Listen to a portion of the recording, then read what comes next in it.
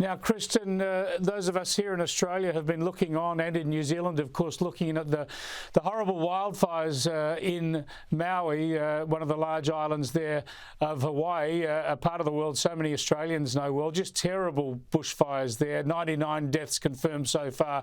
Expected, of course, to be more revealed in coming days. The pictures of the devastation there are just shocking. These are the sorts of scenes Australians know all too well. But extraordinarily, we've seen pictures over the weekend too of your President Joe Biden sitting it out over the weekend at the beach yet again. And have a listen to this. This is when he arrives back at the White House after his weekend at the beach. He hasn't even got anything to say about Hawaii.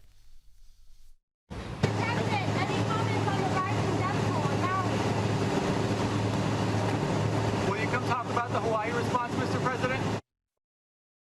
Kristin, how on earth could a president not be talking about this national natural disaster?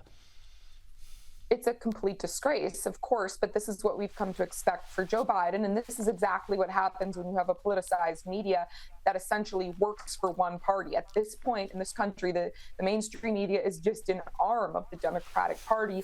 And a couple of weeks from now, the media won't even be reporting on this at all. Everyone will have forgotten it, except for these poor people in Hawaii.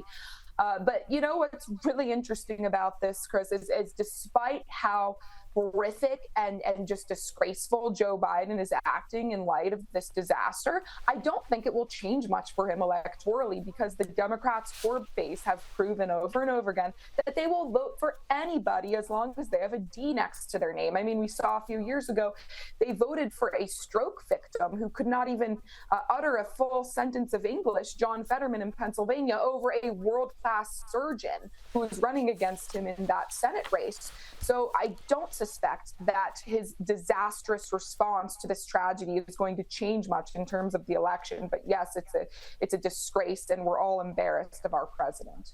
Well, it's just extraordinary to see, Kristin. It's absolutely extraordinary, because this is a massive natural disaster. This is a nation in mourning and still trying to deal with the fallout from this. Of course, a major recovery operation underway. It seems to me just unthinkable that a president hasn't spoken about it. We know that he never went to that train site in Ohio, I think it was, where there was that horrible crash and fire and chemical spill. He said he'd turn up there. He never did. But this is of a whole new dimension. Whole towns wiped out, and almost 100, almost certainly more than 100 people killed. Surely he'll be pressured into speaking about this, reacting to this, and at the very least visiting Hawaii.